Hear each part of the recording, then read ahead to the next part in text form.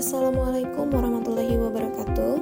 Halo teman-teman, perkenalkan nama saya Clara Angelika dari Prodi Administrasi Publik dengan NPM 2163201047. Di sini saya akan mempresentasikan dari tugas manajemen BUMN. Nah, yang dimana tugasnya adalah analisis sebuah kasus terkait korupsi, kolusi dan nepotisme KKN serta memberikan contohnya. Kasus dugaan pemerasan dan penerimaan gratifikasi oleh Gubernur Bengkulu. KPK menduga Rohidin memeras sejumlah pejabat di lingkungan pemerintah Provinsi Bengkulu, termasuk kepala dinas, perangkat daerah, dan kepala biro, dengan total nilai mencapai sekitar 7 miliar BBC. Dana tersebut diduga digunakan untuk membiayai pencalonannya kembali sebagai gubernur pada Pilkada 2024. Selain Rohidin, KPK juga menetapkan Sekretaris Daerah Provinsi Bengkulu, Isnan Fajri, dan Ajudan Gubernur, X Riansa alias Anca sebagai tersangka dalam kasus ini. Korupsi dalam kasus dugaan pemerasan dan penerimaan gratifikasi oleh Gubernur Bengkulu, yang dimana A adalah tindakan korupsi.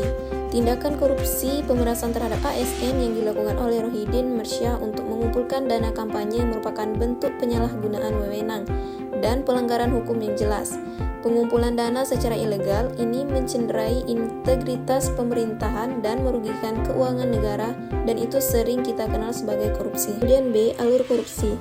Rohidin diduga memerintahkan bawahannya, Sekretaris Daerah Provinsi Bengkulu atau Isnan Fajri, dan ajudannya X Riansa, untuk meminta uang kepada para kepala dinas, kepala perangkat daerah, dan kepala biro di lingkungan Provinsi Bengkulu.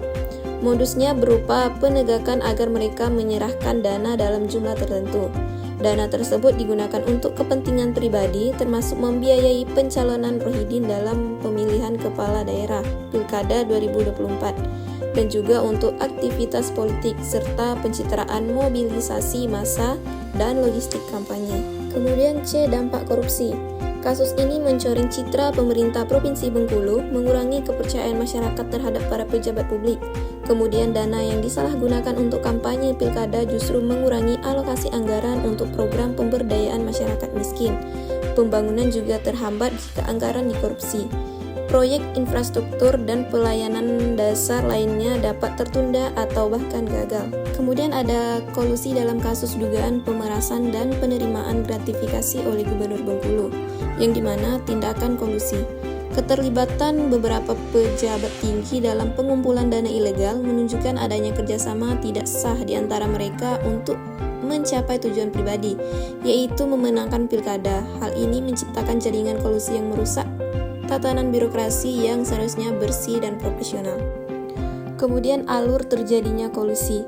Rohidin Mersya diduga menggunakan posisinya sebagai gubernur untuk menekankan para kepala dinas dan pejabat lain di lingkungan pemerintah Provinsi Bengkulu. Ancaman pencopotan jabatan menjadi salah satu cara untuk memaksa mereka berkontribusi. Dana yang diminta dikumpulkan melalui pemotongan tunjangan pegawai dan anggaran dinas. Praktik ini menciptakan tekanan finansial dan moral bagi para pegawai yang harus menyerahkan sebagian hak mereka untuk memenuhi target yang diminta.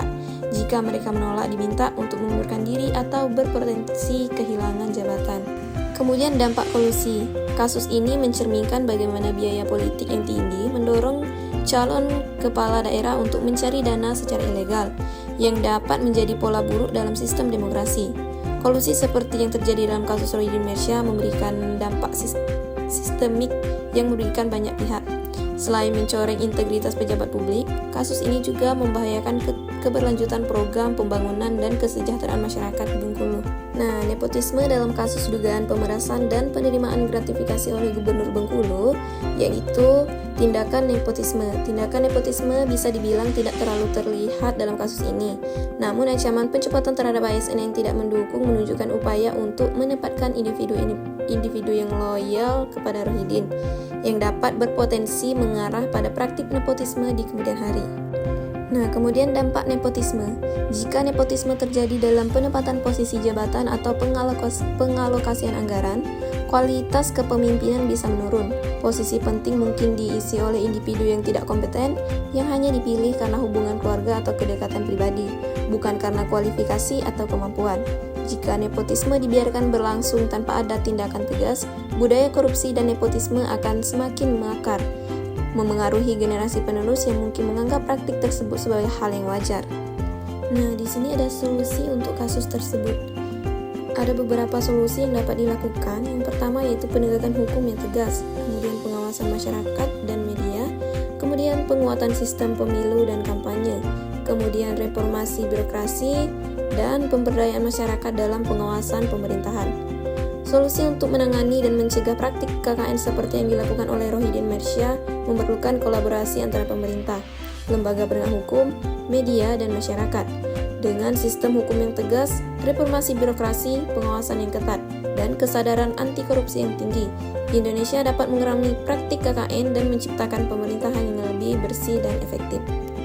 Jadi kesimpulannya adalah kasus Rohidin Mersya menyoroti betapa mendesaknya kebutuhan untuk memperkuat integritas dan akuntabilitas dalam pemerintahan daerah.